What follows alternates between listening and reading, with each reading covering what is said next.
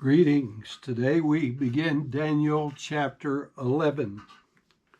There are 45 verses in Daniel chapter 11. I have one title for the entire chapter. It's Daniel's explanation of the truth. Of course, it's impossible to cover all at once, so we'll have 6 different messages, and they'll just be entitled Daniel's explanation of truth 1, 2, 3, 4, 5, 6, dealing with the different verses, and we'll deal with them in detail as we normally do.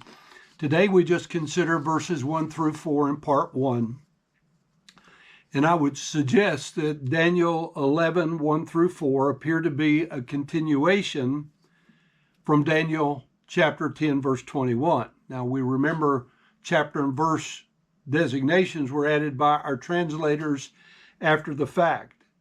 It seems to be the conversation where Gabriel says, I'm come to tell you this, and chapter 11 seems to be the information that was delivered to him. So we have Gabriel speaking and Daniel recording the information which is before us in these verses. Daniel 11 says, also, I, in the first year of Darius the Mede, even I stood to confirm and strengthen him. And now I will show thee the truth. Behold, there shall stand up yet 3 kings in Persia. And the fourth shall be far richer than they all. And by his strength through his riches shall he stir up all the realms against the realm of Grecia. And a mighty king shall stand up, that shall rule with great dominion and do according to his will. And when he shall stand up, his kingdom shall be broken and shall fall toward the 4 winds of heaven, and not to his posterity, nor according to his dominion which he ruled, for his kingdom shall be plucked up, even for others besides those. So here verse 1 literally says, in the first year of Cyrus, I myself stood with reference to a manifested power and a mighty deed.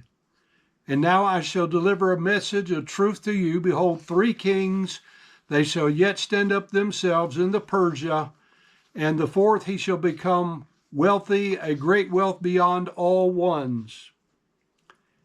And after to strengthen him by means of his particular wealth, he shall rebel himself in all the kingdoms of the Greeks. So Daniel 11 is an amplification and further clarification of material already introduced in the book of Daniel. Remember in chapter 2, Nebuchadnezzar, the Babylonian ruler, had a dream which escaped his memory. Daniel was given the vision and its interpretation by God, which from man's splendor, the glorious nature of the 4 world kingdoms was set forth. The Babylonian as gold, the Medo-Persian as silver, the Greek as bronze, and the Roman as iron and clay. Then in Daniel 7, God's view of these same kingdoms were given. They were viewed as ravening beasts increasing in brutality. Daniel 7:1 says, in the first year of Belshazzar, king of Babylon, Daniel had a dream and visions of his head upon his bed.